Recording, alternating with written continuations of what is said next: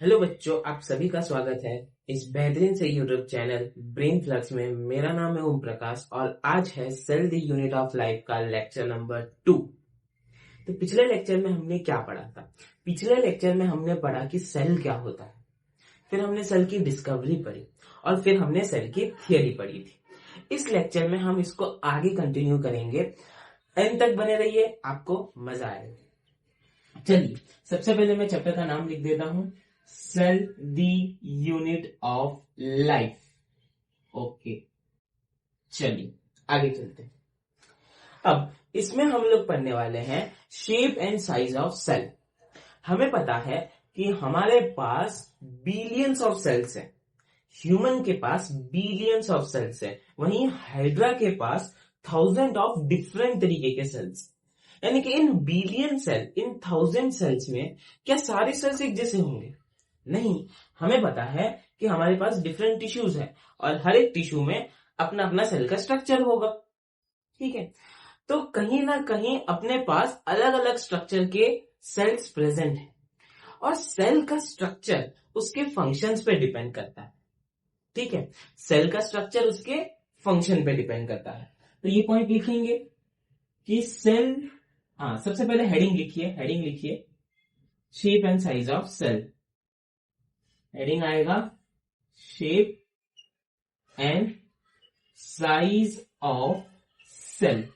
इसमें सबसे पहले लाइन हम क्या लिखेंगे कि सेल का शेप उसके फंक्शन पे डिपेंड करता है।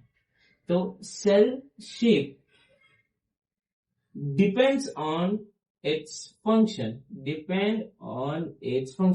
क्या आप उसका एक एग्जाम्पल दे सकते हैं? बिल्कुल दे सकते हैं। तो एग्जाम्पल देखिए, जैसे कि हम लोग अमीबा का एग्जाम्पल लेते हैं। ठीक है, तो अमीबा का शेप जो होता है इरेगुलर होता है, उसका कोई फिक्स्ड शेप नहीं होता, लेकिन एक पर्टिकुलर मूवमेंट में उसका एक फिक्स्ड शेप है। जैसे ये पर्टिकुलर मूवमेंट में इसका एक फिक्स्ड शेप है। ठीक है, आगे उसको फूड दिखा। क्या दिखा आगे उसको फूड दिखा। तो फूड को खाने के लिए, फूड को एंगल्फ करने के लिए उसको यहां से यहां पे लोकोमोशन करना पड़ेगा। तो उसका फंक्शन क्या है? लोकोमोशन करना। और इसी फंक्शन की वजह से वो अपना शेप चेंज कर देता है, यानी कि उसमें अभी एक फॉल्स फीट सा आ जाता है, कुछ इस तरीके से, नकली पांव, जिसको हम लोग स्यूडोपोडिया भी कहते हैं। क्या कहते हैं इसको? Pseudopodia, which is a false feet.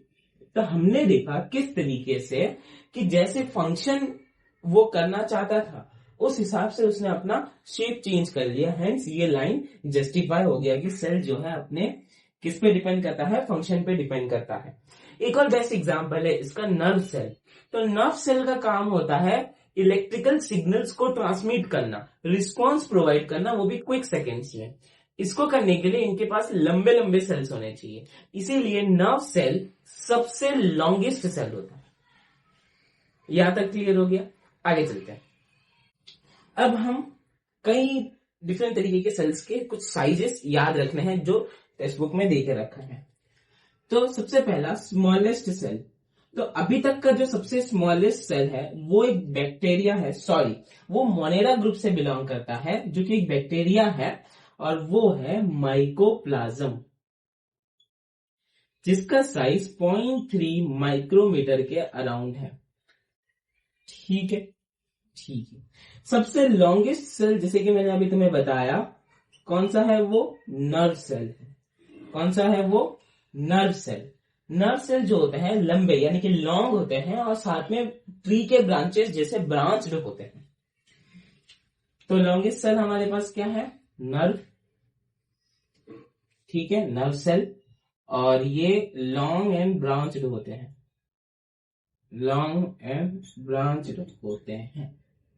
वहीं अगर तुम देखो लार्जेस्ट सेल में हमारा ऑस्ट्रिच का एग जाता है, यानी कि ऑस्ट्रिच का जो एग होता है वो एक सिंगल सेल होता है।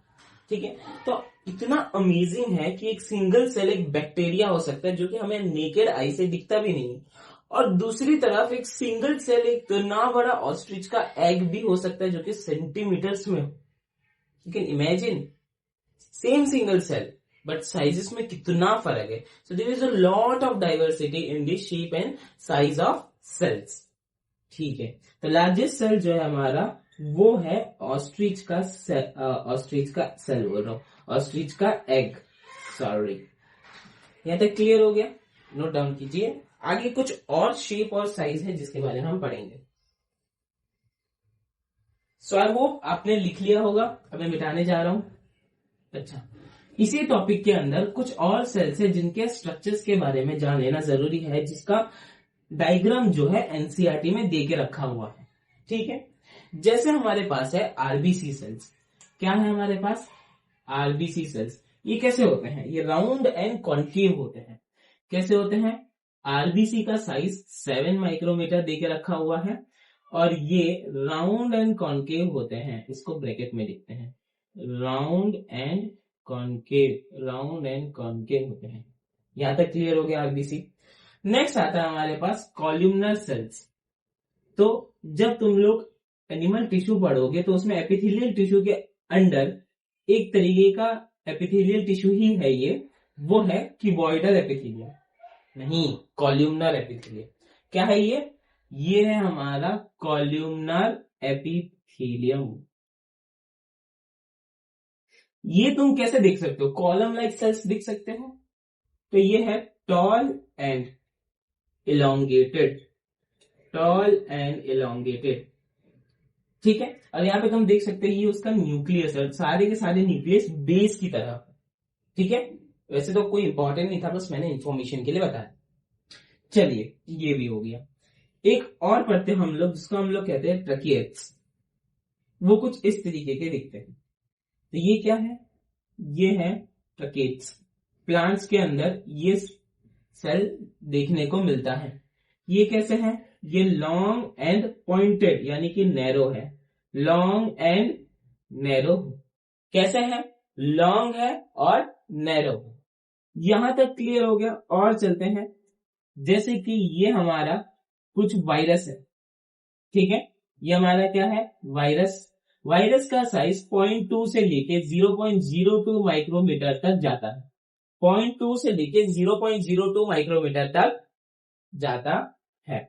इतना ही नहीं, और अगर मैं बात करूं बैक्टीरिया की, यहां पे अगर मैं बैक्टीरिया की बात करूं तो एक जनरल बैक्टीरिया जो होता है, एक जनरल बैक्टीरिया जो होता है उसका साइज 3 to 5 माइक्रोमीटर तक का होता है.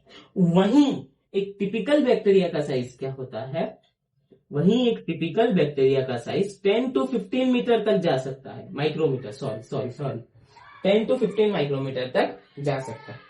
और अगर पढ़ना है तो हमारे पास मीजोफिल सेल्स देके रखा हुआ है. Mesophyll cells. तो जो मीजोफिल सेल्स हैं ये भी प्लांट्स के लीव्स में पाए जाते हैं. ये होते हैं round and Oval. Round and Oval, लगभग राउंड और ओवल होते हैं.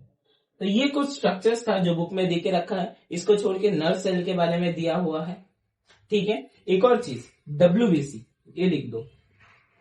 WBC जो होता है उसका शेप इरेग्युलर या फिर एमीबॉइड शेप कहते हैं, क्योंकि एमीबा भी क्या होता है? इरेग्युलर. तो एमीबा का शेप क्या होता है? इरेग्युलर.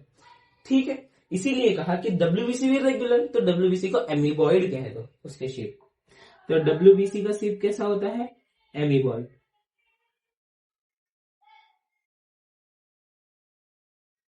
चलिए नोट डाउन कीजिए, पॉज करके नोट डाउन कीजिए.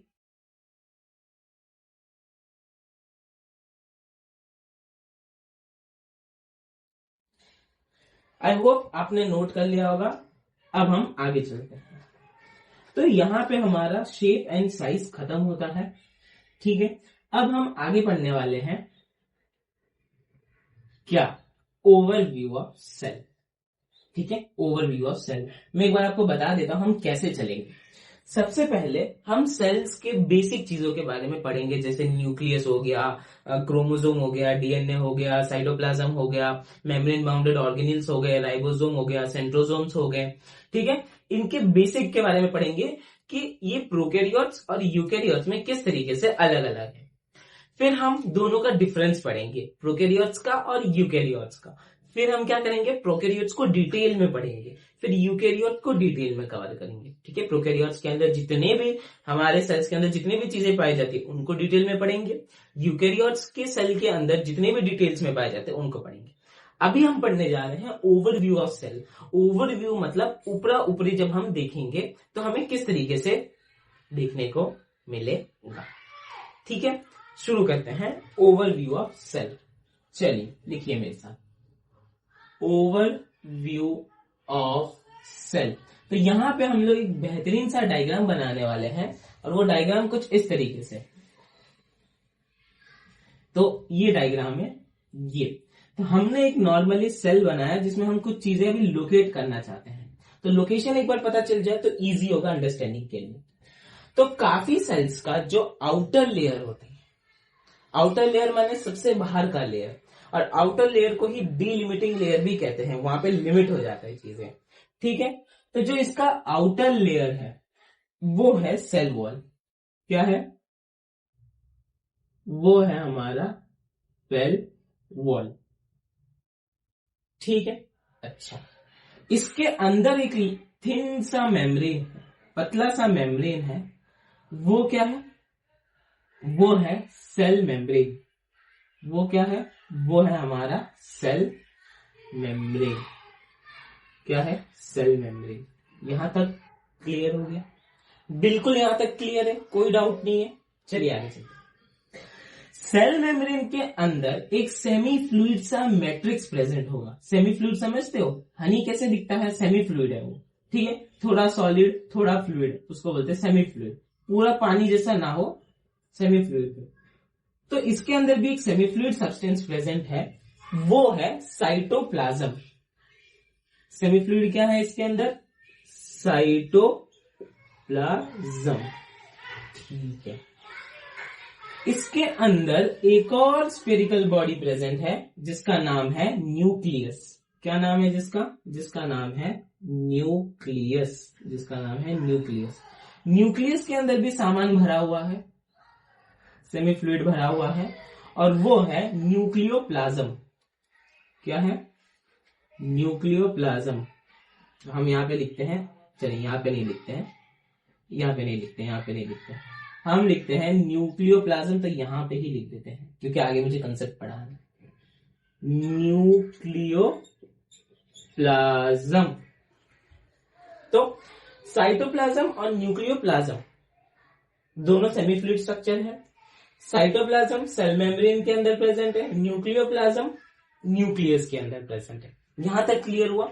अब ध्यान से सुनना, साइटोप्लाज्म और न्यूक्लियोप्लाज्म को मिलाकर कहा जाता है प्रोटोप्लाज्म। क्या कहा जाता है? मिलाकर कहा जाता है प्रोटोप्लाज्म। साइटोप्लाज्म और न्यूक्लियोप्लाज्म को मिलाकर क्या कहा जाता है? प्रोटोप्लाज्म कहा जाता है। ठीक है, यहां तक तो समझ में आ गया कि इस फ्लूइड को मिला दो, इस फ्लूइड को अगर मिला देंगे तो वो बनेगा क्या? प्रोटोप्लाज्म बनेगा। आगे चलते हैं। जब हम protoplasm along with cell membrane consider करें तब वो बन जाता है प्रोटोप्लास्ट। ध्यान से सुनना, प्रोटोप्लाज्म क्या था? ये वाला फ्लूइड, ये वाला फ्लूइड, ये वाला फ्लूइड, ये वाला फ्लूइड, जब दोनों को मिला देंगे प्रोटोप्लाज्म बन जाएगा। ये प्रोटोप्लाज्म और साथ में ये जो बाहर एक थिन लेयर दिख रहा है सेल मेम्ब्रेन, जब ये दोनों इन सबको मिलाकर कहेंगे प्रोटोप्लास्ट। यानी कि सेल मेम्ब्रेन के अंदर जितनी भी चीजें हैं वो सारी क्या हो जाएगी? प्रोटोप्लास्ट। तो हेडिंग डालेंगे प्रोटोप्लास्ट, छोटा सा हेडिंग डालेंगे प्रोटोप्लास्ट, उसमें लिखेंगे protoplasm along with cell membrane, along with cell membrane। I hope आपको क्लियर हो रहा होगा। Cytoplasm, nucleoplasm, protoplasm. Protoplasm along with this layer is protoplast. या फिर हम ऐसे भी कह सकते हैं सेल, ये पूरा cell without this cell wall. अब सेल में से अगर मैं ये सेल वॉल हटा दूंगा, ये सेल वॉल हटा दूंगा तो क्या बच जाएगा? सेल मेम्ब्रेन, उसके अंदर की चीजें बच जाएगी। उसी को तो मैंने प्रोटोप्लास्ट कहा था। तो cell without cell wall is, cell without cell wall is protoplast. ठीक है, तो ऐसे भी लिख सकते हैं cell without cell wall cell without cell wall is protoplast. I hope यहां तक क्लियर हो गया होगा, नोट डाउन कीजिए।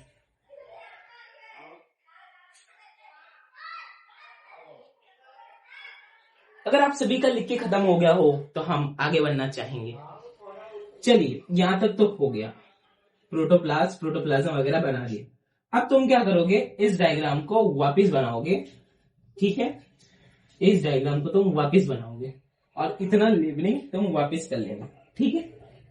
मैं इसी डायग्राम में अभी समझाता हूं। और अब साइटोप्लाज्म में क्या होता है, कुछ ऐसे बॉडीज प्रेजेंट होते हैं जिनको हम लोग ऑर्गेनेल्स के नाम से जानते हैं। किसके नाम से जानते हैं, ऑर्गेनेल्स के। तो साइटोप्लाज्म में कुछ बॉडीज प्रेजेंट है जिसको हम लोग ऑर्गेनेल्स के नाम से जानते हैं। इन ऑर्गेनेल्स के बाहर मेम्ब्रेन प्रेजेंट हो भी सकता है और नहीं भी हो सकता, ठीक है।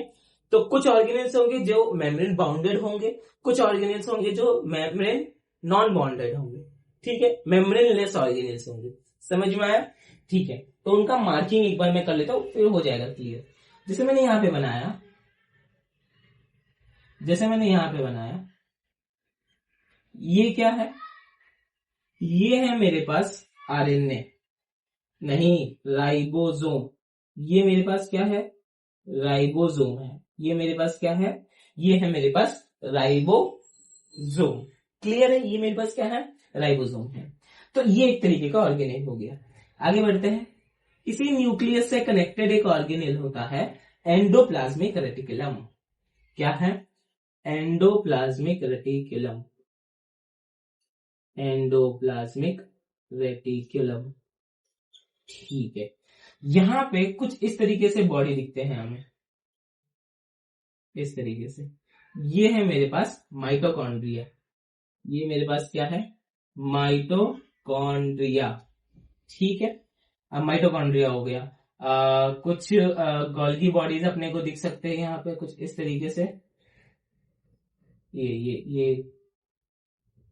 ये है हमारे पास गोल्गी बॉडीज। तो ये जितना भी मैं मार्क कर रहा हूं ना, ये सारे के सारे सेल ऑर्गेनेल्स हैं।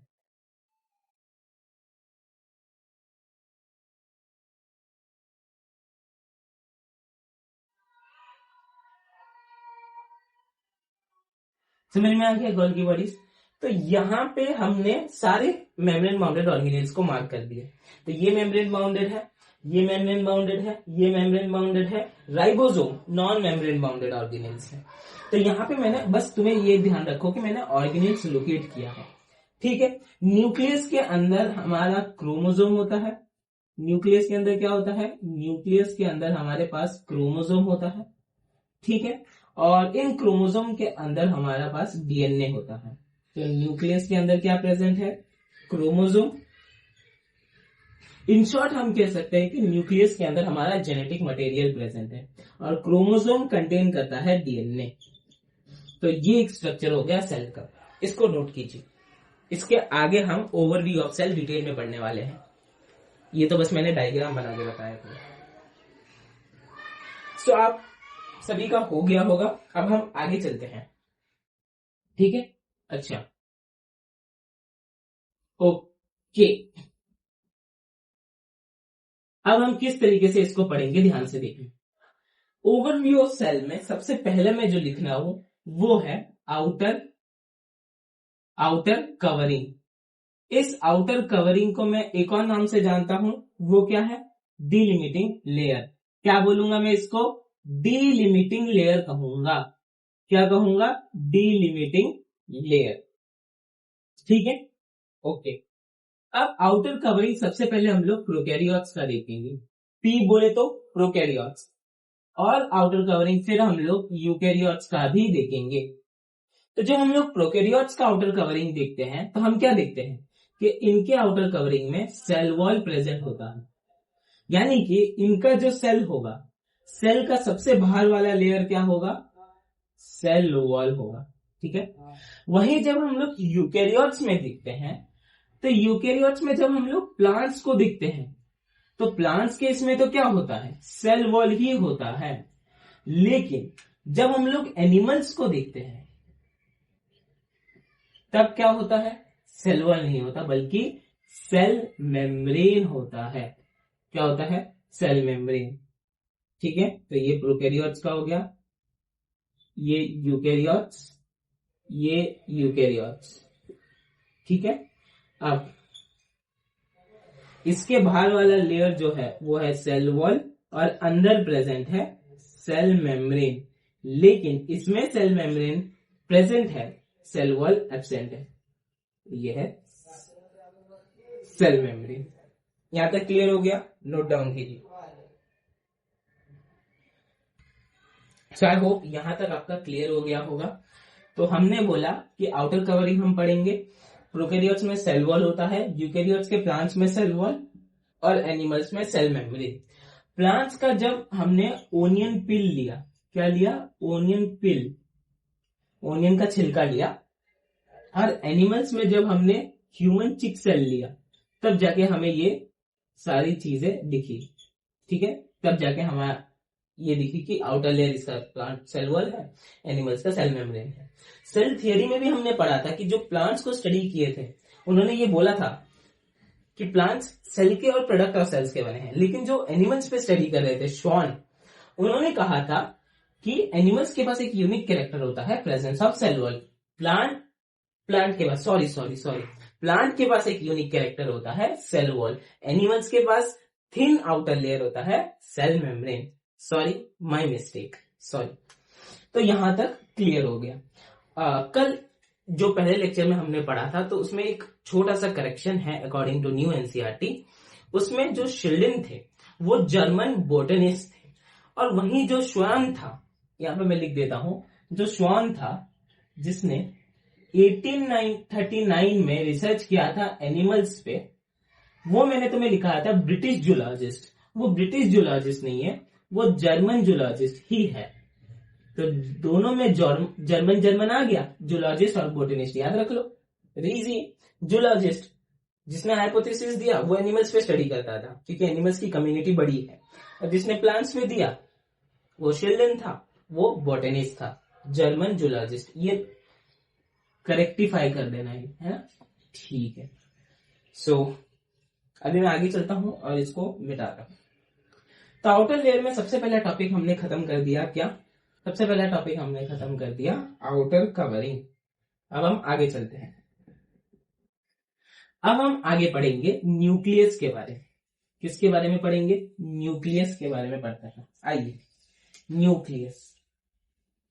ठीक है, ये दूसरा है ओवरव्यू ऑफ सेल में न्यूक्लियस। तो न्यूक्लियस जब हम लोग प्रोकैरियोट्स का देखेंगे और यूकैरियोट्स का देखेंगे, प्रोकैरियोट्स का देखेंगे, यूकैरियोट्स का देखेंगे। ठीक है, तो जब हम लोग प्रोकैरियोट्स का न्यूक्लियस देखते हैं तो हमें कुछ चीजें यहां पे मैं पहले से ही लिख देता हूं।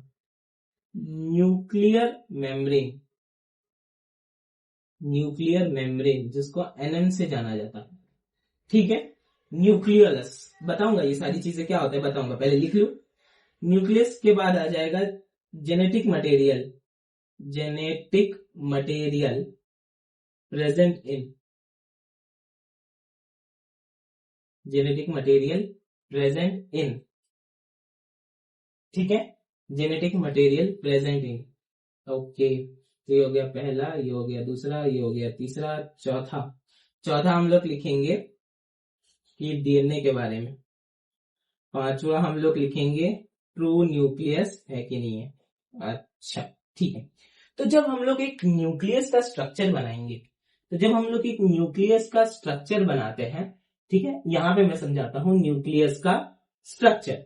तो जब भी हम लोग एक न्यूक्लियस का स्ट्रक्चर बनाते हैं तो हम क्या देखते हैं? ये इसके बाहर न्यूक्लियर मेम्ब्रेन प्रेजेंट है। क्या प्रेजेंट है? न्यूक्लियर मेम्ब्रेन प्रेजेंट है। इसके अंदर एक स्फेरिकल सी बॉडी है जिसको हम लोग कह रहा हूं मैं न्यूक्लियोलस। Nucleus membrane, nucleolus. अंदर जो सब्सटेंस फील है वो तो तुम्हें पता ही है, न्यूक्लियोप्लाज्म। इसके अंदर हमारा जेनेटिक मटेरियल होता है। ठीक है, अंदर हमारा जेनेटिक मटेरियल होता है और क्रोमोसोम, और उसके अंदर प्रेजेंट होता है हमारा डीएनए। तो यहां पे मैं इसको लिख देता हूं, ये यहां पे है मेरे पास डीएनए। क्लियर है? अब बात करते हैं यहां। तो न्यूक्लियर मेम्ब्रेन यानी कि न्यूक्लियस के बाहर का कवरिंग, जैसे सेल मेम्ब्रेन सेल के बाहर का कवरिंग है, न्यूक्लियर मेम्ब्रेन न्यूक्लियस के बाहर का कवरिंग है। तो न्यूक्लियर मेम्ब्रेन प्रोकैरियोट्स में एब्सेंट होते हैं, वही न्यूक्लियर मेम्ब्रेन यूकैरियोट्स में प्रेजेंट भी होते हैं। इतना ही नहीं, डबल लेयर होते हैं। क्या होते हैं?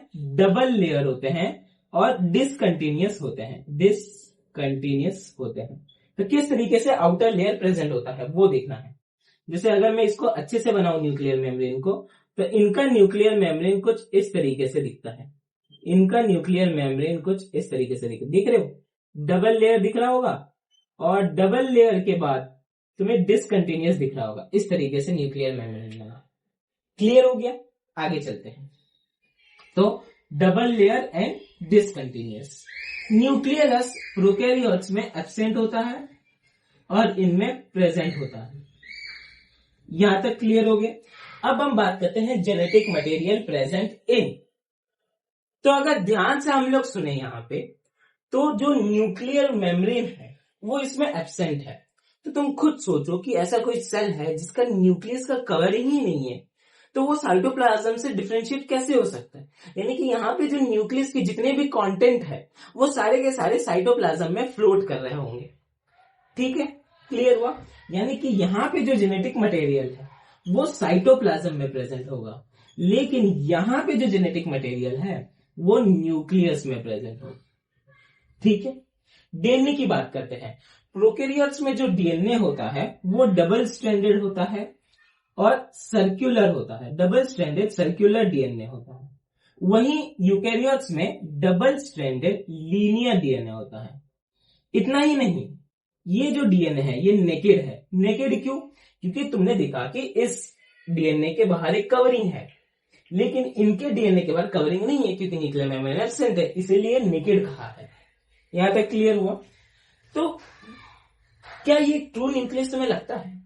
नहीं, ये ट्रू न्यूक्लियस नहीं है। क्यों नहीं है? क्योंकि इसके क्रोमोसोम के बाहर कोई भी कवरिंग नहीं है, और क्योंकि इसके क्रोमोसोम के बाहर कोई भी कवरिंग नहीं है, इसीलिए ये ट्रू न्यूक्लियस नहीं कंसीडर किया जा सकता, और इसको हम लोग ट्रू न्यूक्लियस कहते हैं। तो आई होप ये तुम्हें क्लियर हो गया होगा न्यूक्लियस का सीन क्या है। नोट डाउन कीजिए।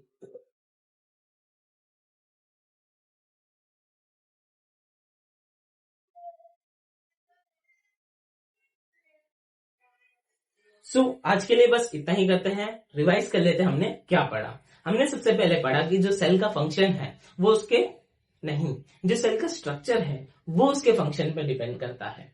ठीक है, फिर हमने पढ़ा smallest cell mycoplasma, longest cell nerve cell, long और ब्रांच जो है, लार्जेस्ट सेल ऑस्ट्रिच का सेल है। फिर हमने डिफरेंट सेल्स के स्ट्रक्चर्स देखे, जैसे कोई रेटिकुलर हो सकता है, कोई डिस्कॉइड शेप हो सकता है, कोई राउंड हो सकता है, कोई रिबन लाइक हो सकता है, एक्सेट्रा। काफी चीजें हमने यहाँ पे पढ़ी। तो ये हो गया cell and size of cell. फिर हमने पढ़ा ओवरव्यू ऑफ सेल में कि न्यूक्लियोप्लाज्म और साइटोप्लाज्म को मिलाकर कहा जाता है प्रोटोप्लाज्म, और protoplasm along with cell membrane कहा जाता है protoplast. Cell without cell wall भी कह सकते हैं हम लोग प्रोटोप्लास्ट। फिर हमने देखा ओवरव्यू ऑफ सेल में आउटर कवरिंग, प्रोकैरियोट्स के अंदर सेल वॉल होता है, यूकैरियोट्स के प्लांट्स में सेल वॉल, एनिमल में सेल मेम्ब्रेन होता है। फिर हमने न्यूक्लियस के बारे में पढ़ा, तो इनके पास न्यूक्लियर मेम्ब्रेन एब्सेंट है। देखो बहुत इजी है याद रखना। देखो सबसे पहले इनके पास न्यूक्लियर मेम्ब्रेन एब्सेंट है। अब जब न्यूक्लियर मेम्ब्रेन एब्सेंट है और न्यूक्लियस भी एब्सेंट है, और इनका जेनेटिक मटेरियल क्योंकि न्यूक्लियर मेम्ब्रेन एब्सेंट है तो साइटोप्लाज्म में प्रेजेंट फ्लोट कर रहा होगा। क्योंकि न्यूक्लियर मेम्ब्रेन एब्सेंट है तो इनका डीएनए नेकेड है, डबल स्ट्रैंडेड सर्कुलर है, और क्योंकि न्यूक्लियर मेम्ब्रेन एब्सेंट है तो ये ट्रू न्यूक्लियस कंसीडर नहीं किया जाएगा। एक ही रीजन पे इतने सारे पॉइंट्स आ गए। क्योंकि इनमें न्यूक्लियर मेम्ब्रेन प्रेजेंट है तो इनका जेनेटिक मटेरियल न्यूक्लियस के अंदर प्रेजेंट होगा, न्यूक्लियोप्लाज्म में, मोर स्पेसिफिकली न्यूक्लियोप्लाज्म में। क्योंकि इनका न्यूक्लियर मेम्ब्रेन प्रेजेंट है तो इनका डीएनए नेकेड नहीं है, डबल स्ट्रैंडेड लीनियर डीएनए है। क्योंकि इनके पास न्यूक्लियर मेम्ब्रेन प्रेजेंट है इसलिए ये ट्रू न्यूक्लियस कंसीडर किए जाते हैं। सो आई होप आप सभी को क्लियर हो गया होगा। आज के लिए बस इतना ही, मिलते हैं अगले लेक्चर में। धन्यवाद।